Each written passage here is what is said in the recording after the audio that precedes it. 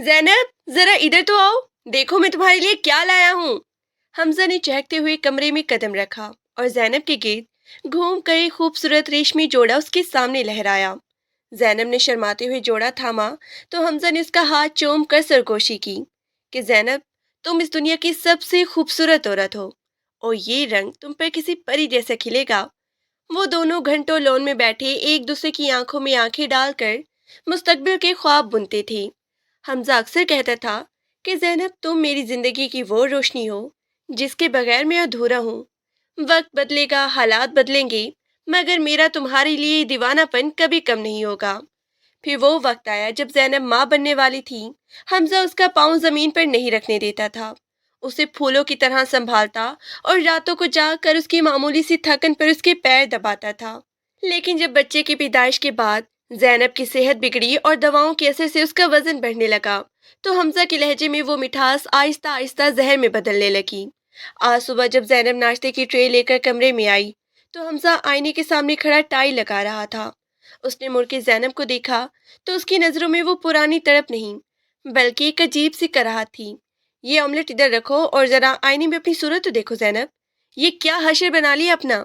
अभी शादी को 2 साल भी नहीं हुए और तुम किसी 4 बच्चों की माँ लग रही हो। हमजा ने ठंडे और कटीले लहजे में कहा। ज़ैनब के हाथ लरसने लगे। उसने दबी आवाज में सफाई देने की कोशिश की कि हमजा, डॉक्टर ने कहा था कि हार्मोन्स की वजह से वजन बढ़ना नॉर्मल है। मैं कोशिश तो कर रही हूँ। लेकिन हमजा ने गुस्से से बात काटते हुए तंज किया कि खाक कोशिश कर रही हो, सारा दिन बावर्ची खाने में कुछ ना कुछ चखती रहती हो। आज शाम मैनेजर के घर पार्टी है और मेरा मूड बदल गया है तुम्हें साथ ले जाने का, क्योंकि लोग मुझसे पूछेंगे कि हमजा, ये तुम्हारी बीवी है या तुम्हारे घर की मासी। उसी वक्त सास बिल्किस बेगम कमरे में दाखिल हुई और तंजिया हंसी हंसते हुए बोली कि मैंने तो पहले ही कहा था हमजा, इसका खानदान ही ऐसा है, सबकी सब ऐसे ही फूलती हैं। हीरे जैसी बहू लाने का शौक था, अब ये पत्थर गले में पड़ गया है। अब जाओ और जाकर नाश्ता लगाओ और याद रखना, आज से तुम्हारा पराठा बंद है। सिर्फ एक सूखी रोटी खाना, शायद कुछ अकल आ जाए तुम्हारे जिस्म को। हमजा बगैर मुड़े कमरे से बाहर निकल गया और पीछे ज़ैनब वहीं बेड पर ढेर हो गई। उसे यकीन नहीं आ रहा था कि ये वही मर्द है जो कभी उसकी एक नश्क की कस्में खाता था। ज़ैनब किचन की दीवार से टेक लगाए खड़ी थी और उसकी आंखें सामने उबलते हुए दूध को देख रही थी। लेकिन उसका जहन हमजा के उन जहरीली जुमलों में उलझा हुआ था जो अभी कुछ देर पहले उसके दिल पर नश्तर की तरह चले थे। मासी, उसने मुझे सबके सामने मासी कहा। उसने बड़बड़ाते हुए कपकपाते हाथों से चूल्हा बंद किया और पल्लू से माथे का पसीना पहुंचा। अभी उसने सांस भी दुरुस्त नहीं की थी कि बल्कीस बेगम किचन में दाखिल हुई और बर्तनों की आवाज पर चौंक कर चिल्लाने लगी। अरे ओ महारानी, यहाँ खड़ी दीवारें क्या नाप रही है? नाश्ता मेज पर लगाए हुए आधा घंटा हो गया है और अभी तक अंडे ठंडे हो रहे हैं। हमजा के पास इतना फालतू वक्त नहीं है कि तुम्हारी सुस्ती का इंतजार करे। ज़ैनब ने जल्दी से ट्रे उठाई और लाउंज की तरफ भागी, जहां हमजा अखबार पढ़ रहा था और उसके चेहरे पर बेजारी के गहरे साए थे। ज़ैनब ने मेज पर प्लेट रखते हुए हिम्मत जमा की और दबी आवाज में कहा, हमजा, मैंने सोचा था कि आज हम कहीं बाहर चलेंगी। शायद थोड़ी वॉक से या ताज़ा हवा से मेरा मूड और सेहत दोनों बेहतर हो जाए। हमजा ने अखबार एक तरफ पटका और उसे सर से पांव तक ऐसे देखा जैसे कोई नापसंदीदा चीज देख रहा हो। ज़ैनब, तुम्हारी हिम्मत कैसे हुई मुझे ये कहने की? तुम चाहती हो कि मैं तुम्हें इस हाल में सड़क पर लेकर घूमूं ताकि मेरा दोस्त मेरा मजाक उड़ाए? हमजा ने कुर्सी पीछे धकेली और खड़ा हो गया। अपनी औकात देखो और फिर फरमाइशें किया करो। ये जो तुमने अपना हाथी जैसा बदन बना लिया है ना, इसे छुपाने के लिए तुम्हें घर के अंदर ही रहना चाहिए। बल्कीस बेगम ने पास बैठते हुए लुकमा तोड़ा और जहरीली मुस्कुराहट के साथ बोली, सच तो कह रहे मेरा बेटा, तुम तो अब फोटो में भी फिट नहीं आती और चली हो सैर सपाटे करने। ज़ैनब का दम घुटने लगा था। उसने चाहा कि चीख कर कहे कि ये सब इसी घर की खिदमत और औलाद की पैदाइश के बाद हुआ है, लेकिन उसके हलक में जैसे कांटे चुभ रहे थे। हमजा ने अपनी चाबियां उठाई और बगैर मुड़े बाहर निकल गया। दरवाजा इतनी जोर से बंद हुआ कि ज़ैनब का दिल लरज उठा। बिल्किस बेगम ने खाली कप उसकी तरफ बढ़ाया और हकारे से कहा, ये लो, इसे धोकर आओ और देखो, आज दोपहर में गोश्त नहीं बनेगा। तुम्हारे लिए अब सिर्फ उबली हुई सब्जियां हैं, वरना जिस तरह तुम फूल रही हो, कल को इस घर का दरवाजा भी तुम्हारे लिए छोटा पड़ेगा। ज़ैनब खाली कप थामे वहीं खड़ी रह गई। उसे अपना वजूद एक कैद खाना लग रहा था, जिसकी दीवारें उसे आहिस्ता आहिस्ता कुचल रही थी। दोपहर के खाने का वक्त करीब था कि बाहर सहन में गाड़ी के हॉर्न की आवाज गूंजी और बिल्किस बेगम के चेहरे पर एकदम बाहर आ गई। फोजिया, अरे फोजिया आ गई। जैनब जल्दी बाहर आओ, देखो मेरी शहजादी आई है। बिल्किस बेगम सोफे से उछलकर बाहर की तरफ लपकी और जैनब जो किचन में प्याज काट रही थी जल्दी से हाथ धोकर दुपट्टा संभालती हुई पीछे आई। फौजिया ने गाड़ी से निकलते ही एक डिजाइनर चश्मा उतारा और अपनी माँ के गले लगकर चहकने लगी। लेकिन जैसे ही उसकी नजर जैनब पर पड़ी उसके चेहरे के तासुरात बदल गए। हाय अल्लाह भाभी, ये आपको क्या हो गया है? पिछली बार जब मैं आई थी तब तो आप फिर भी गुजारा लग रही थी, लेकिन अब तो आप बिल्कुल पहचानी नहीं जा रही। फौजी ने जैनब को कंधे से पकड़ के घुमाया जैसे वो कोई इंसान नहीं बल्कि नुमाइश की चीज हो।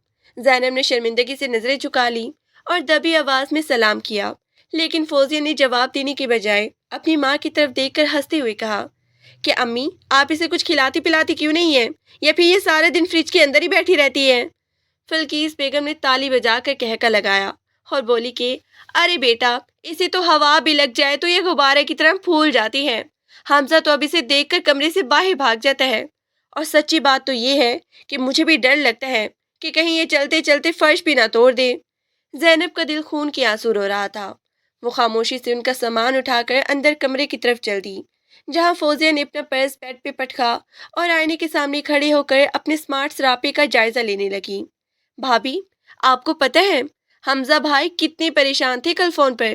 कह रही थी कि जैनब ने तो मेरा जीना हराम कर दिया है। ना वो किसी पार्टी में साथ चलने के काबिल है और ना ही घर में उसकी सूरत देखकर सुकून मिलता है। फौजिया ने लिपस्टिक ठीक करते हुए आई ड्रॉपर की तरह ये जहर जैनब के कानों में उंडेला।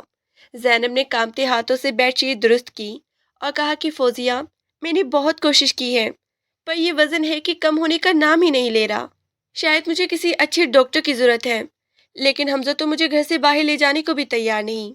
फौजिया ने मुड़कर एक हकारत तमीज नजर उस पर डाली और बोली कि डॉक्टर क्या करेगा भाभी, जब बंदा खुद ही अपने मुंह पर काबू न रख सके। वैसे भी हमजा भाई के ऑफिस में एक नई कॉलीग आई है, सारा। इतनी स्मार्ट और खूबसूरत है कि उसे देखकर तो किसी की भी नजरें ना हटे। अगर आपने अपना ये हाल बरकरार रखा तो भाई को दूसरा रास्ता ढूंढने देर नहीं लगेगी। ये सुनते ही जैनब के पैरों तले से जमीन निकल गई। उसे लगा जैसे उसके गेट की दीवारें मजीद सिकुड़ गई हैं और उसे सांस लेने के लिए जगह भी मुयसर नहीं। वो खामोशी से कमरे से बाहर निकल आई, लेकिन फौजिया और बिल्किस बेगम के कह के उसके कानों में हथौड़े की तरह बज रहे थे। रात के 11:30 बज चुके थे जब बाहर गेट खुलने की आवाज आई और जैनब जो सोफे पर बैठी फौजिया और बिल्किस बेगम के तानों की थकन से चूर थी, जल्दी से उठ खड़ी हुई। हमजा कमरे में दाखिल हुआ तो उसके चेहरे पर थकन के बावजूद एक अजीब सी ताजगी थी और वो मोबाइल पर किसी का मैसेज पढ़ के मुस्कुरा रहा था। जैनब ने आगे बढ़कर उसका कोट थामना चाहा तो हमजा ने उसे एक तरफ झटक दिया और बेड पर लेटकर दोबारा फोन में मगन हो गया, जैसे जैनब का वहां वजूद ही ना हो। जैनब ने हिम्मत जमा की और करीब बैठते हुए बहुत ही धीमी आवाज में पूछा, हमजा, आज आप बहुत ही खुश लग रही हैं। ऑफिस में सब खैरियत है? हमजा ने नजरें उठाए बगैर सरसरी सा जवाब दिया कि हाँ, सब ठीक है, तुम अपना काम करो। जैनब का दिल फौजिया की कही हुई बातों पे लरज रहा था। उसने कांपते लहजे में पूछा, हमजा, फौजिया बता रही थी कि आपके ऑफिस में कोई नई कोलीग आई है, सारा नाम है शायद। वो बहुत ही काबिल और स्मार्ट है।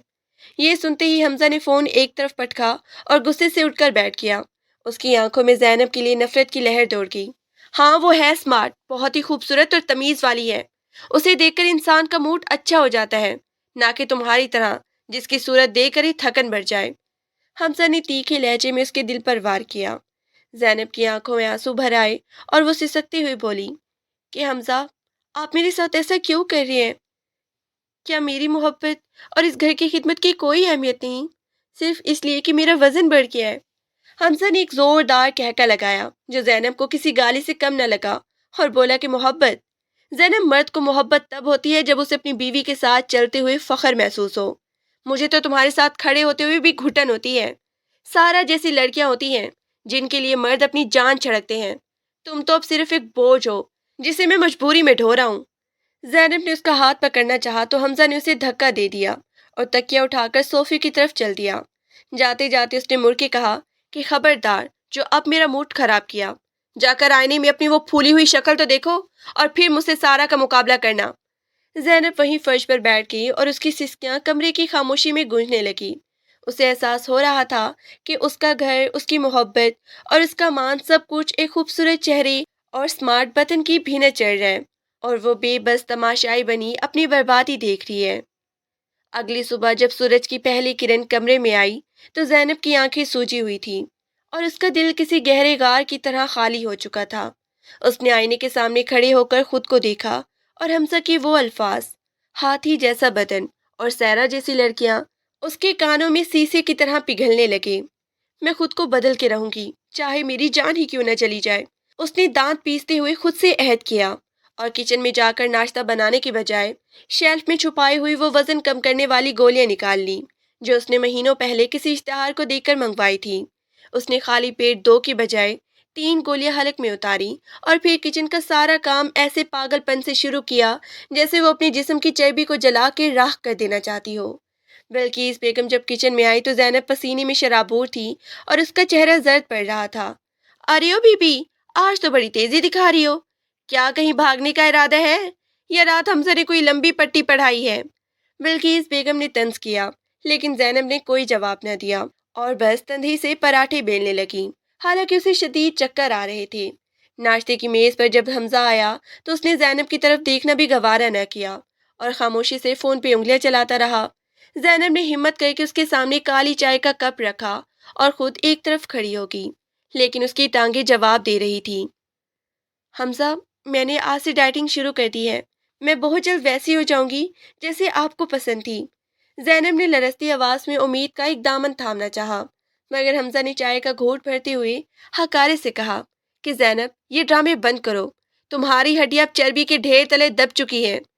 یہ 2 دن کا شوق ہے، پھر تم وہی نان پکوڑے کھاتی نظر آؤ گی۔ مجھے اب تم سے کوئی امید نہیں۔ فوزیہ نے بھی لقمہ توڑتے ہوئے لقمہ دیا کہ بھائی جان چھوڑیں، یہ تو بس ہمدردی بٹورنے کے طریقے ہیں، کل میں نے اسے چھپ کر بسکٹ کھاتے دیکھا تھا۔ زینب کا سر چکرانے لگا اور اسے محسوس ہوا جیسے کمرے کی دیواریں گول گول گھوم رہی ہیں۔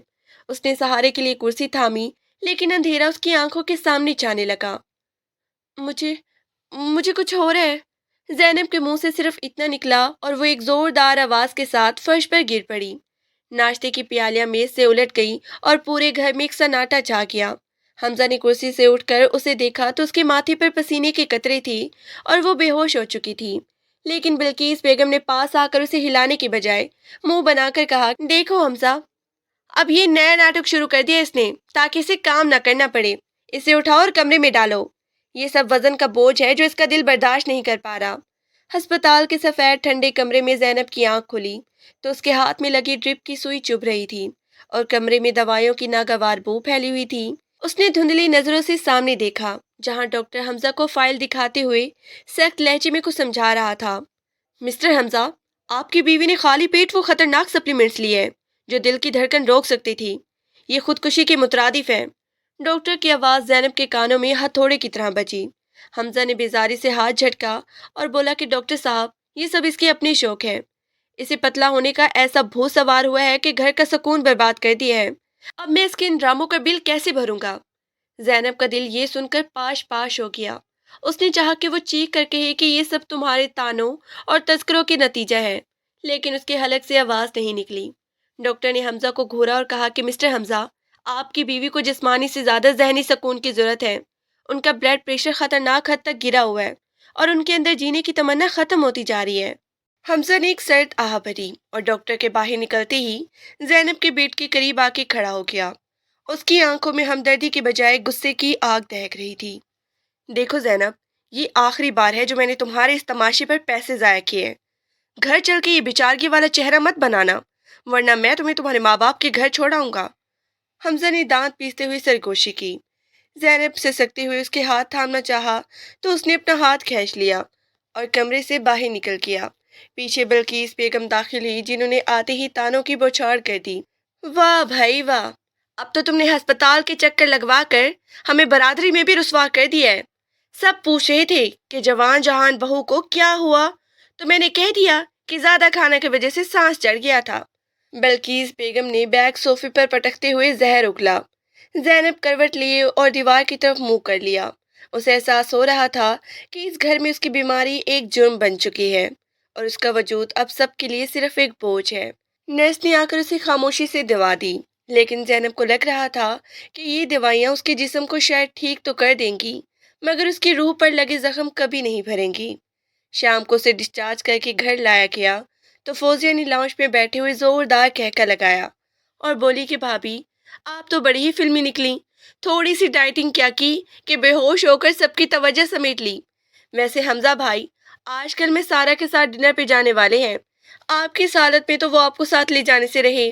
ज़ैनब खामोशी से अपने कमरे की तरफ बढ़ गई। उससे अब रिवायती मोहब्बत की उम्मीद नहीं थी, बल्कि उसके अंदर एक अजीब सी सर्द महरी जन्म ले रही थी, जो शायद उसकी जिंदगी का नया आगाज था। शाम के साए गहरे हो रहे थे और ज़ैनब कमरे में अकेली बैठी ड्रिप के निशान वाले हाथ को सहला रही थी कि हमजा अपना अलमारी से बेहतरीन सूट निकालने के लिए अंदर दाखिल हुआ। ज़ैनब, मेरा सफ़ेद पेहरिन कहाँ है? मुझे जल्दी निकलना है। सारा और बाकी टीम के साथ मुझे बिजनेस डिनर पे जाना है। हमजा ने आईने में अपना अक्स संवारते हुए हुक्म दिया। ज़ैनब ने बेड से उठते हुए कपकपाती आवाज़ में पूछा, हमजा, मेरी तबीयत अभी ठीक नहीं है, क्या आज आप घर नहीं रुक सकते? डॉक्टर ने कहा था कि मुझे अपनों की तवज्जो की ज़रूरत है।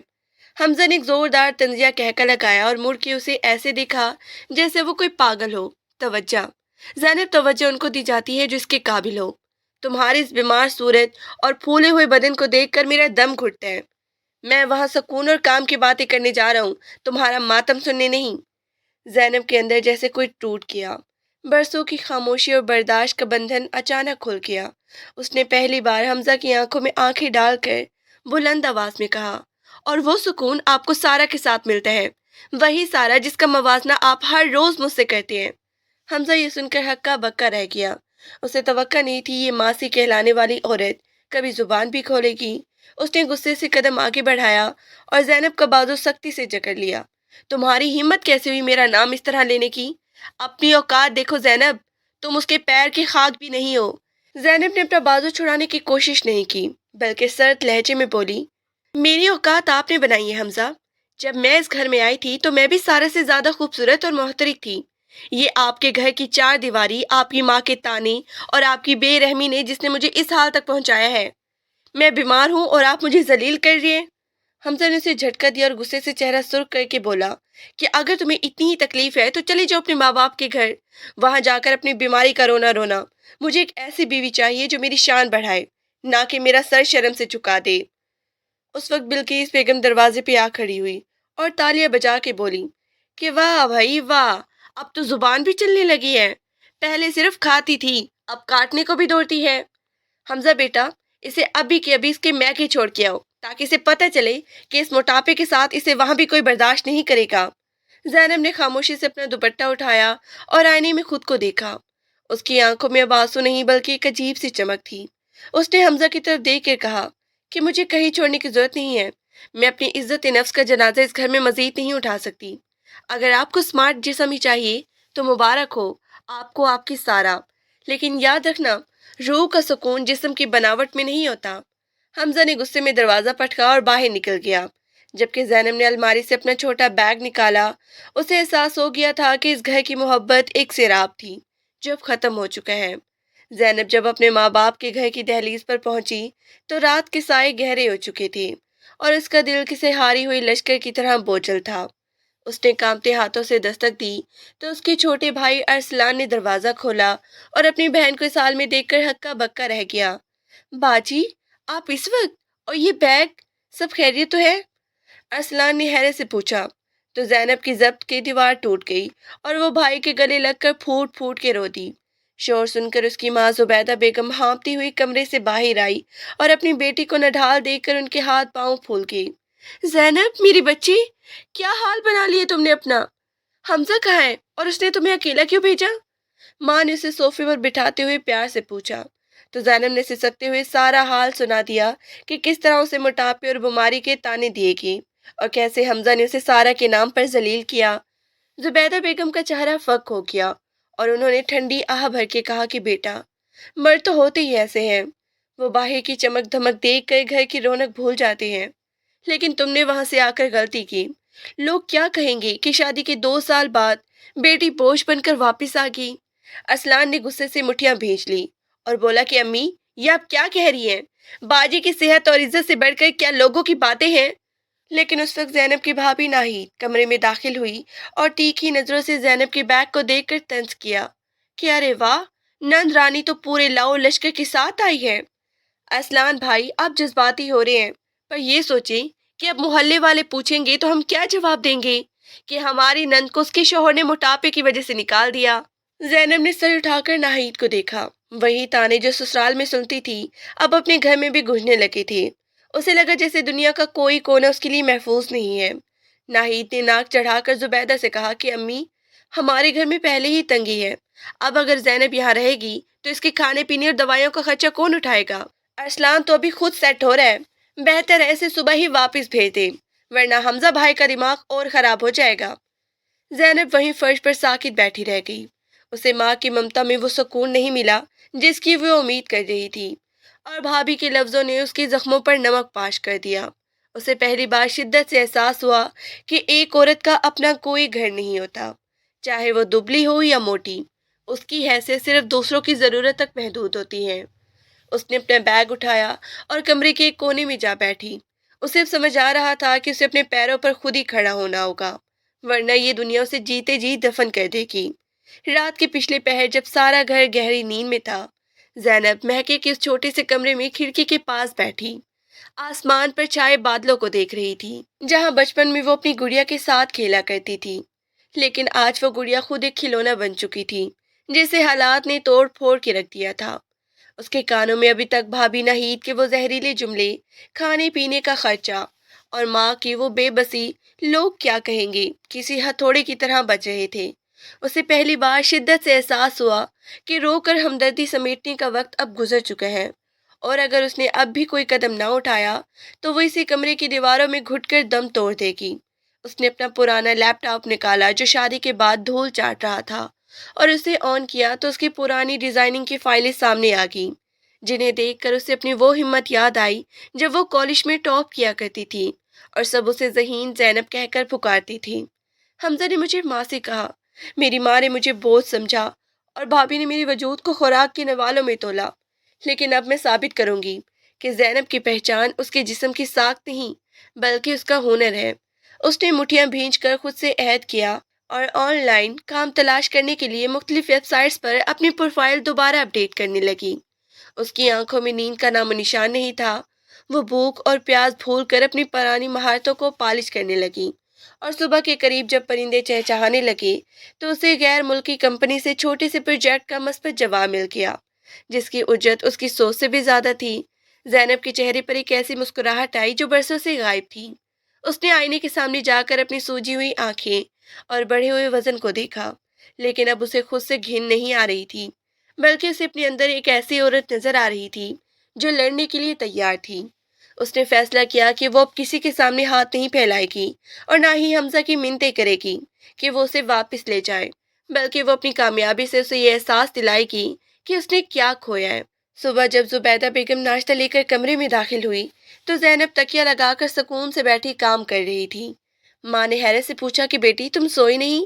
तो जैनब ने स्पार्ट लहजे में जवाब दिया कि अम्मी, अब सोने का वक्त खत्म हो गया है, अब जागने और अपनी दुनिया बदलने का वक्त है। आप परेशान ना हो, मैं आप पर बोझ नहीं बनूंगी। जुबैदा बेगम उसके लहजे की सख्ती देखकर खामोश हो गई। उन्हें अंदाजा नहीं था कि कल की मोमी गुड़िया आज पत्थर की बन चुकी है, जो हर ठोकर का जवाब देने के लिए तैयार है। जैनब को मैके आए 1 महीना बीत चुका था। उस दौरान उसने ना तो हमजा को फोन किया और ना ही बिल्किस बेगम की किसी बदतमीजी का जवाब दिया। वो सारे दिन अपने कमरे में बंद लैपटॉप पर जुटी रहती और रातों को उठकर योगा और हल्की वर्जिश करती ताकि उसकी सेहत बहाल हो सके। अरसलान उसकी खामोश मेहनत देखकर हैरान था, जबकि नाहिद अभी तक किचन में बर्तन पटकते हुए उसे मुफ्तखोर होने के ताने देती रहती। लेकिन एक सुबह जब जैनब ने अपने पहले प्रोजेक्ट की कमाई से घर का सारा राशन मंगवाया और अम्मी के हाथ पे बड़ी रकम रखी, तो पूरे घर में सांप सूंघ किया। ये पैसे कहाँ से है जैनब? कहीं तुमने हमजा से तो नहीं मांगी? जुबैदा बेगम ने डरते हुए पूछा। तो जैनब ने स्पार्ट लहजे में जवाब दिया कि अम्मी, ये मेरी अपनी मेहनत की कमाई है। अब मैं किसी की मोहताज नहीं हूँ और ना ही किसी पर बोझ बनूंगी। उसी शाम बाही गली में हमजा की गाड़ी आकर रुकी तो नाहिद भागती हुई बाही गई और बड़ी तपाक से उसे अंदर ले आई, जैसे कोई बड़ा मार्का सर कर लिया हो। हमजा लाउंज में सोफे पर बैठा तो उसके चेहरे पर थकन और कपड़ों पर सिलवटें थी। उसने मुड़कर जैनब को देखा जो अब पहले से काफी पुरसकून और पुरएतमाद नजर आ रही थी। हालांकि उसका वजन अभी पूरी तरह से कम नहीं हुआ था, लेकिन उसकी आंखों की चमक बदल चुकी थी। जैनब, चलो अब बहुत नखरे हो गए हैं। अम्मी की तबीयत ठीक नहीं रहती और घर का निजाम दरहम भरम हो गया है। मासी तो भाग गई और नई वाली टिकती नहीं। हमजा ने गोया एहसान जताते हुए उसे वापस चलने का कहा। जैनब ने कुर्सी पर बैठकर सुकून से चाय का सिप लिया और पूछा कि हमजा, आप मुझे लेने आए हैं या अपनी मासी की कमी पूरी करने के लिए? हमजा तिलमिला उठा और बोला कि देखो, जबान मत लड़ाओ। मैं तुम्हें एक मौका दे रहा हूँ, लेकिन एक शर्त है। तुम्हें अगले 2 महीनों में अपना वजन आधा करना होगा, वरना मैं तुम्हें किसी भी फंक्शन में साथ नहीं ले जाऊंगा और घर में भी तुम्हें अलग थलग रहना पड़ेगा। जैनब ने एक जोरदार कहका लगाया, जिसने हमजा को साकित कर दिया। उसने खड़े होकर हमजा की आंखों में देखा और कहा कि शर्तें वो लगाती हैं जिनके पास खोने को कुछ हो। मेरे पास अब मेरी खुददारी है और मैं ऐसी किसी शर्त पर वापस नहीं जाऊंगी जहां मेरी कदर सिर्फ मेरे जिस्म के साइज से की जाए। जुबैदा बेगम ने जैनब का पल्लू पकड़ के उसे खामोश करवाना चाहा कि बेटी घर बसा ले, लेकिन जैनब ने अपना हाथ छुड़ा लिया और हमजा से मुखातिब होकर कहा कि आपको स्मार्ट बीवी चाहिए थी ना, तो जाइए सारा के पास। मैं अब आपके घर की वो मासी नहीं बन सकती जो आपके ताने भी सहे और जूतियां भी चमकाए। अब मैं अपनी जिंदगी अपनी मर्जी से जीऊंगी। हमजा गुस्से से खड़ा हो गया और दांत पीसते हुए बोला कि ठीक है, फिर यहीं सड़ती रहो इस छोटे से घर में। देखता हूँ कितना दिन तुम्हारा ये गरूर कायम रहता है। वो पैर पटकता हुआ बाहर निकल गया, लेकिन जैनब के चेहरे पर एक फातहाना सुकून था, क्योंकि आज उसने पहली बार कैद से आज़ादी का जायका चखा था। जैनब की जिंदगी अब एक नए रुख पर चल पड़ी थी। वो सुबह सवेरे उठकर करीबी पार्क में लंबी वॉक करती और फिर सारा दिन अपने काम में मगन रहती। उसे अब किसी के तानों की परवाह नहीं थी, क्योंकि उसके बैंक अकाउंट में आने वाली रकम उसे वो एतमाद दे रही थी जो हमजा की झूठी मोहब्बत कभी न दे सकी। दूसरी तरफ हमजा के घर की हालत बिगड़ती जा रही थी। बिल्किस बेगम की बीमारी और नखरों ने घर को उखाड़ दिया था और मासियों का आना जाना लगा रहता, क्योंकि कोई भी उनके मिजाज को झील ना पाता था। एक दिन हमजा ऑफिस में सारा के साथ लंच पर बैठा था और उसकी खूबसूरती के कसीदे पढ़ रहा था कि अचानक सारा ने बड़े स्मार्ट लहजे में कहा, हमजा, मैंने सुना है तुम्हारी बीवी तुम्हें छोड़ के चली गई है। ये तो अच्छी बात है। अब तुम आजाद होकर मेरे साथ पेरिस की ट्रिप पर चल सकते हो, लेकिन उसका सारा खर्चा तुम्हें उठाना होगा, क्योंकि मेरी शॉपिंग बहुत ही महंगी होती है। हमजा ये सुन के थोड़ा हिचकिचाया और बोला कि सारा, मैंने तो सोचा था कि तुम एक समझदार वर्किंग वुमेन हो, तुम मेरी सूरत हाल समझोगी। लेकिन सारा ने कहका लगाकर जवाब दिया, देखो हमजा, मैं सिर्फ स्मार्ट और अमीर मर्दों के साथ वक्त गुजारती हूँ। अगर तुम्हारे पास पैसे नहीं है या तुम अपनी घरेलू उलझनों में फंसे हुए हो, तो मेरे पास तुम्हारे लिए वक्त नहीं। हमजा को पहली बार एहसास हुआ कि जिस स्मार्ट बदन और मॉडर्न सोच के पीछे वो पागल था, वो तो सरासर एक सौदागरी थी जहाँ जज्बात की कोई जगह नहीं थी। वो शाम को घर वापस आया तो बिल्किस बेगम सोफे पे बड़ी करहा रही थी और घर में धूल की तह जमी हुई थी। हमजा बेटा, देखो किचन में कुछ नहीं है, मुझे भूख लगी है। काश वो जैनब होती तो अब तक गर्म रोटियां खिला चुकी होती। माँ की ये बात सुनकर हमजा का दिल कट के रह गया। उसी वक्त फौजिया आई और मोबाइल पर एक वीडियो चलाकर हमजा के सामने कर दी। भाई ये देखें, ये तो जैनब भाभी लग रही है ना, ये किसी बड़े डिजाइनिंग अवार्ड की तकरीब में तकरीर कर रही है। हमजा ने झुककर स्क्रीन देखी तो जैनब एक बावकार सियाह लिबास में मलबूस थी। उसका वजन पहले से काफी कम हो चुका था, लेकिन उसके चेहरे का जलाल और बोलने के अंदाज उसे एक मलका की तरह दिखा रहा था। जैनब माइक पे कह रही थी कि कामयाबी का पहला कदम खुद से मोहब्बत करना है। जब तक आप दूसरे के तराजू में खुद को तोलते रहेंगे, आप कभी खुश नहीं रह सकती। मेरी कामयाबी उन औरतों के लिए है जिन्हें उनकी जिस्म की वजह से हकीर समझा गया। हमजा का सर शर्म से झुक गया। उसे याद आया कि कैसे उसने उस औरत को मासी कह के पुकारा था और आज वही मासी पूरी दुनिया की नज़रों का मरकज बनी हुई थी। उसने बेख्तियारी में जैनब का नंबर डायल किया, लेकिन आगे से वही रवायती आवाज़ आई कि ये नंबर अब आपकी रसाई में नहीं है। उसे लगा जैसे उसके पैरों तले से फर्श निकल गया है और वो एक खाली मकान में अकेला रह गया है। शहर के एक पुरतैश होटल के हॉल में रोशनियों का हजूम था, जहां जैनब की नई कंपनी की लॉन्चिंग की तकरीब जारी थी। वो स्टेज पे खड़ी पुरएतमाद लहजे में अपने सफ़र की दास्तान सुना रही थी کہ ہال کے آخری کونے میں کھڑا حمزہ اسے دیکھ کر ششدر رہ گیا۔ زینب اب وہ سہمی ہوئی عورت نہیں تھی جو باورچی خانے کی دھوئیں میں گم رہتی تھی، بلکہ اس کے چہرے پر ایک ایسی تمکن تھی جو صرف خود مختاری سے آتی ہے۔ اس کا وزن اب ایک متناسب حد تک آ چکا تھا، لیکن یہ تبدیلی کسی دوا یا ڈر سے نہیں، بلکہ اس کے اپنے سکون اور باقاعدہ ورزش کا نتیجہ تھی۔ حمزہ نے ہمت جمع کی اور تقریب کے اختتام پر جب زینب مہمانوں سے فارغ ہو کر ایک طرف کھڑی جوس کا سپ لے رہی تھی، وہ دبے قدموں اس کے پاس پہنچا اور بہت ہی دھیمی آواز میں پکارا، زینب۔ زینب نے مڑ کے دیکھا تو اس کی آنکھوں میں نہ تو غصہ تھا اور نہ ہی کوئی تڑپ، بس ایک عجیب سی بے نیازی تھی، جیسے وہ کسی اجنبی کو دیکھ رہی ہو۔ حمزہ، آپ یہاں کیسے؟ اس نے اسپاٹ لہجے میں پوچھا تو حمزہ کی زبان گنگ ہو گئی۔ اس نے تھوک نکلتے ہوئے کہا، زینب، میں تمہیں مبارکباد دینے آیا ہوں اور تم سے معافی مانگنے۔ میں نے تمہارے ساتھ بہت زیادتی کی۔ میں اندھا ہو گیا تھا جو اسمارٹ جسم کے پیچھے بھاگتا رہا اور تمہاری خوبصورت روح کو کچل دیا۔ زینب نے ایک ہلکی سی مسکراہٹ کے ساتھ جواب دیا، حمزہ، معافی تب مانگی جاتی ہے جب زخم بھرنے کی امید ہو۔ آپ نے تو میری روح کو ماں سے کہہ کر اور بوجھ سمجھ کے دفن کر دیا تھا۔ آج جو زینب آپ کے سامنے کھڑی ہے، اسے اس مقام تک پہنچنے کے لیے اپنی پرانی یادوں کو جلا کے راکھ کرنا پڑا ہے۔ حمزہ نے اس کا ہاتھ تھامنا چاہا، لیکن زینب نے نفاست سے پیچھے ہٹ کے اسے خاموش کروا دیا۔ سارا کیسی ہے؟ سنا ہے وہ بہت اسمارٹ ہے اور آپ کی شان میں اضافہ کرتی ہے۔ حمزہ کا سر شرم سے جھک گیا اور وہ لرزتی آواز میں بولا، سارا صرف ایک سیراب تھی، اس کے لیے میں ایک بینک اکاؤنٹ سے زیادہ کچھ نہیں تھا۔ مجھے اب احساس ہوا کہ گھر کی رونق اور شوہر کی خدمت کرنے والی بیوی کی کیا قیمت ہوتی ہے۔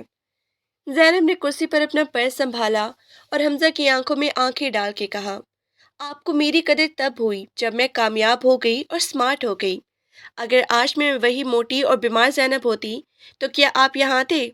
نہیں حمزہ، آپ اب بھی وہی ماسی ڈھونڈ رہے ہیں جو آپ کی نخرے اٹھائے، بس فرق یہ ہے کہ اب آپ کو وہ ماسی ماڈرن پیکنگ میں چاہیے۔ حمزہ کی آنکھوں سے ایک آنسو ٹپکا اور بولا، زینب، ایک موقع دے دو، امی بہت بیماری ہے اور گھر اکھڑ گیا ہے، میں سب ٹھیک کر دوں گا۔ لیکن زینب نے مڑ کر ہال کے دروازے کی طرف قدم بڑھاتے ہوئے کہا، گھر وہ نہیں ہوتا جہاں صرف دیواریں ہوں، گھر وہ ہوتا ہے جہاں عزت ہو، اور میں اپنی عزت دوبارہ اس قید خانے میں قربان نہیں کروں گی۔ اب آپ کی ماسی مر چکی ہے اور یہ زینب اب آپ کی پہنچ سے بہت دور نکل آئی ہے۔ حمزہ وہیں کھڑا رہا اور زینب کی گاڑی اس کے پیچھے چھوڑتی ہوئی اندھیری میں غائب ہو گئی۔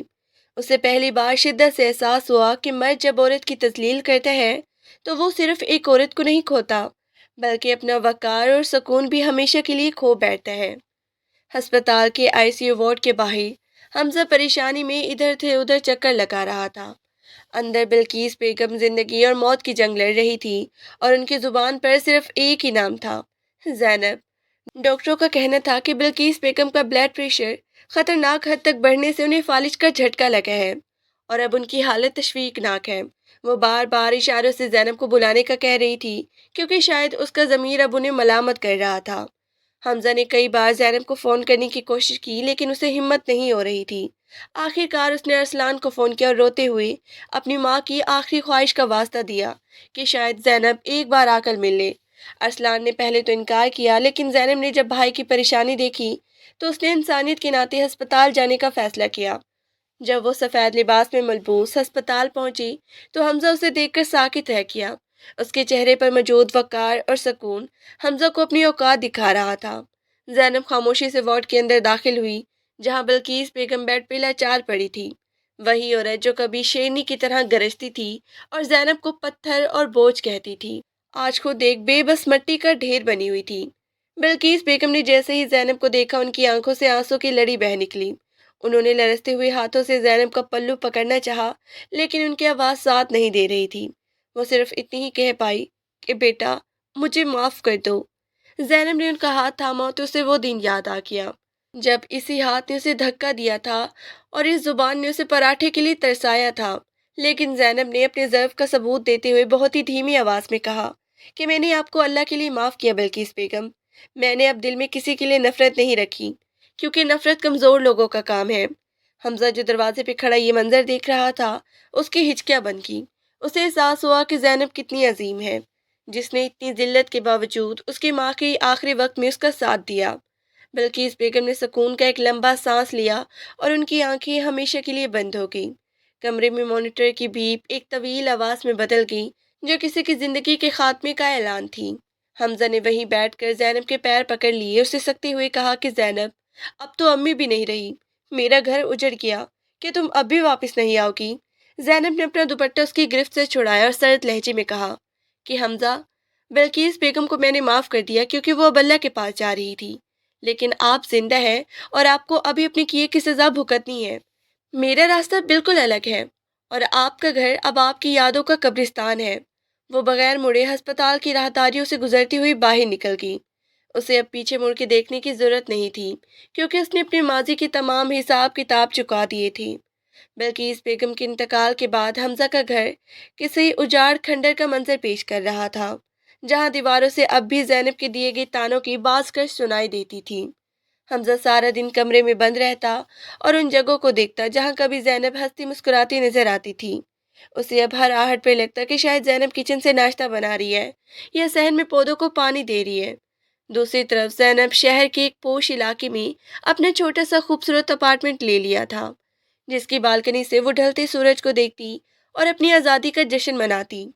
उसकी कंपनी अब बैनुल अक़वामी सतह पर जानी जाने लगी थी और इसे ख़वातीन के हकूक़ के लिए काम करने वाले कई इदारों ने अपना सफ़ीर मुकर्रर कर दिया था। एक दिन हमजा ने हिम्मत जमा की और जैनब के दफ्तर पहुंच गया। वो बाहर लॉबी में खड़ा उसे दूर से देख रहा था, जो अपने स्टाफ को हिदायत दे रही थी, और उसके चेहरे पर वो ख़ास किस्म का एतमाद था जो सिर्फ एक कामयाब और खुद मुख्तियार औरत के पास होता है। ज़ैनब, मैंने अपना घर बेच दिया है। मैं अब वहाँ नहीं रह सकता जहाँ तुम्हारी यादें मुझे जीने नहीं देती। हमजा ने उसके करीब आकर लरजती आवाज़ में कहा। ज़ैनब ने फाइल से नज़रें हटाई और उसे एक अजनबी की तरह देखा। हमजा की आंखें अंदर को धंस चुकी थी और उसके बाल बिखरे हुए थे। वही मैं जो कभी अपनी तराश खराश पे फख्र करता था, आज एक शिकस्ता हाल इंसान लग रहा था। घर बेचने से गुनाह नहीं मिटते हमजा। आपने तो मेरा वो घर उजाड़ा था जो मैंने अपनी मोहब्बत से सींचा था। अब आपका घर बिकना या ना बिकना मेरे लिए कोई मायने नहीं रखता। जैनब ने कुर्सी की पुश्त से टेक लगाते हुए स्पाट लहजे में जवाब दिया। हमजा ने तड़प के कहा कि जैनब, मैं सारा दिन सड़कों पे आवारागर्दी करता हूँ। मुझे सारा जैसी हजारों लड़कियां मिलती हैं, लेकिन उनकी नजरें सिर्फ मेरी जेब पर होती हैं। कोई नहीं है जो मुझसे पूछे कि मैंने खाना खाया या नहीं। मुझे तुम्हारी वो मासी वाली शफकत याद आती है। जैनब ने एक सर्द हंसी के साथ जवाब दिया। तो फिर जाइए और ढूंढिए कोई ऐसी मासी जो आपके जूते चमकाए और बदले में आपके ताने सहे, क्योंकि ये जैनब अब आपकी गुलामी के लिए मुयस्सर नहीं है। हमजा ने पागलों की तरह उसका हाथ पकड़ना चाहा, लेकिन सिक्योरिटी गार्ड ने उसे पीछे धकेल दिया। जैनब, मैं मर जाऊंगा तुम्हारे बगैर, मैं पागल हो जाऊंगा। वो लॉबी में चिल्ला रहा था, जबकि जैनब ने खामोशी से अपने फोन पर अगली मीटिंग का वक्त देखा और अपने कैबिन की तरफ बढ़ गई। उसे एहसास हुआ कि हमजा को अब उसकी मोहब्बत नहीं, बल्कि उसकी खिदमत की जरूरत थी, और यही वो फर्क था जिसने जैनब को हमेशा के लिए उससे दूर कर दिया था। शाम को जब वो अपने अपार्टमेंट में वापस आई तो उसने आईने में खुद को देखा और मुस्कुरा के कहा कि जैनब, तुमने साबित कर दिया कि एक औरत का वजूद किसी मर्द की पसंद नापसंद का मोहताज नहीं होता। उसकी अपनी एक दुनिया होती है जो वो खुद तख्लीक करती है। जैनब अपनी ऑफिस की बालकनी में खड़ी शहर की रोशनियों को देख रही थी कि असलान घबराया हुआ कमरे में दाखिल हुआ। बाजी, हमजा भाई का एक्सीडेंट हो गया है, वो अस्पताल में जिंदगी और मौत की कश्मकश में है और पुलिस को उनकी गाड़ी से आपकी पुरानी तस्वीरों से भरा एक बैग मिला है। असलान की आवाज़ कांप रही थी। जैनब का दिल एक लम्हे के लिए धड़का। इंसानी हमदर्दी के नाते वो अस्पताल पहुंची तो देखा कि हमजा बेड पर बेसुध पड़ा था। उसके चेहरे पर पट्टियां बंधी थी और वो मुसलसल जैनब का नाम पुकार रहा था। जैनब जैसे उसके करीब पहुंची, हमजा ने बामुश्किल अपनी आंखें खोली और उसका हाथ थाम कर सिसकने लगी। जैनब, मैंने सब कुछ खो दिया। आरा ने मेरे अकाउंट से रकम निकलवाई और मुझे सड़क पे छोड़ दिया। मैं तुम्हें ढूंढने निकल रहा था कि गाड़ी बेकाबू हो गई। मुझे माफ कर दो, मैं तुम्हारे बगैर एक पल नहीं रह सकता। जैनब ने अपना हाथ छुड़ाने की बजाय हमजा की आंखों में देखा, जहां सच्ची नदामत और खौफ था। उसे लगा कि शायद हमजा बदल गया है और वो उसे एक आखिरी मौका दे सकती है। ठीक है हमजा, मैं तुम्हें माफ करती हूँ। तुम ठीक हो जाओ, फिर हम सोचेंगे। जैनब के इन अल्फाज ने हमजा के चेहरे पर एकदम जिंदगी भर दी और वो मुस्कुराने लगा। लेकिन जैसे ही जैनब पानी लेने के लिए मुड़ी, हमजा का फोन साइड टेबल पर बज उठा, जिस पर सायरा का मैसेज चमक रहा था। हमजा, एक्टिंग अच्छी कर रहे हो, बस वो जैनब के नाम वाली प्रॉपर्टी के कागजात पर साइन करवा लो, फिर हम पेरिस निकल जाएंगी। वो मोटी मासी वैसे भी जज्बाती है, फौरन मांग जाएगी। ज़ैनब के पैर वहीं जम गई। उसने मुड़कर हमजा को देखा, जो अभी तक थोड़ी देर पहले मरने का नाटक कर रहा था और अब मोबाइल की तरफ ललचाई नजरों से देख रहा था। ज़ैनब के लबों पर एक जहरीली मुस्कुराहट आई। उसे एहसास हुआ कि फितरत कभी नहीं बदलती। हमजा की मोहब्बत अब भी एक सौदा थी और वो उसे सिर्फ अपनी खोई हुई दौलत और जायदाद वापस पाने का जरिया समझ रहा था। उसने खामोशी से मोबाइल उठाया और हमजा के सामने कर दिया। हमजा का चेहरा खौफ से सफ़ेद पड़ गया और उसकी जुबान गंग हो गई। ज़ैनब ने फ़ोन वहीं बेड पे पटका सर्द लहजे में कहा, शुक्रिया हमजा, तुमने मेरा आखिरी शक भी दूर कर दिया। मैं सच में समझ रही थी कि इंसान बदल सकती है, लेकिन तुम जैसे मर्द सिर्फ अपनी ज़रूरत के सांचे में ढलते हैं। हमजा ने चिल्लाने की कोशिश की, लेकिन ज़ैनब ने मुड़कर भी नहीं देखा। उसे अब अपनी ज़िंदगी का आखिरी फैसला करने में कोई हिचकिचाहट नहीं थी। अदालत के कमरे में खामोशी छाई थी। जब जज ने हमजा और ज़ैनब के दरमियान तलाक के कागजात पर दस्तखत करने का हुक्म दिया, हमजा वहीं खड़ा रो रहा था, लेकिन ज़ैनब के चेहरे पर एक अजीब सा इत्मीनान था। जैसे ही कार्रवाई मुकम्मल हुई, ज़ैनब बाहर निकली तो सामने सारा खड़ी थी, जो शायद हमजा का इंतजार कर रही थी। लेकिन ज़ैनब ने उसके पास से गुजरते हुए सिर्फ इतना कहा, मुबारक हो सारा, तुमने वो कचरा समेट लिया जिसे मैंने अपनी ज़िंदगी से बाहर फेंका है। तुम दोनों एक दूसरे के लिए बेहतरीन हो, क्योंकि तुम दोनों की बुनियाद झूठ पर है। ज़ैनब अपनी गाड़ी की तरफ बढ़ी, जहां असलान उसका इंतजार कर रहा था। उसने गाड़ी का शीशा नीचे किया और ताज़ा हवा के एक लंबा सांस लिया। अब उसे डाइटिंग की जरूरत नहीं थी और ना ही किसी की पसंद की। उसने साबित कर दिया था कि औरत की असल खूबसूरती उसका अपनापन और उसकी खुददारी होती है। वो अब शहर की मारूफ बिजनेस वूमेन बन चुकी थी और उसने खवातीन के लिए एक ऐसा सेंटर खोला था जहां उनकी जिस्मानी साख के बजाय उनकी हुनर की कदर की जाती थी। हमजा अदालत के बाहर अकेला खड़ा रह गया। उसके पास ना अब दौलत थी और ना ही वो मासी जो उसे दुनिया का अमीर तरीन इंसान महसूस करवाती थी। ज़ैनब की गाड़ी सड़क पे फराटे भरती हुई निकल गई। पीछे मट्टी उड़ रही थी, जो शायद हमजा के गुरूर और झूठी मोहब्बत का आखिरी निशान थी। ज़ैनब ने रेडियो ऑन किया और अपनी पसंद का गीत सुनते हुए मुस्कुराई। उसे पता था कि आज से उसकी हकीकी जिंदगी का आगाज हुआ है, जहां वो किसी की कैद में नहीं, बल्कि अपनी मर्जी की मलका है।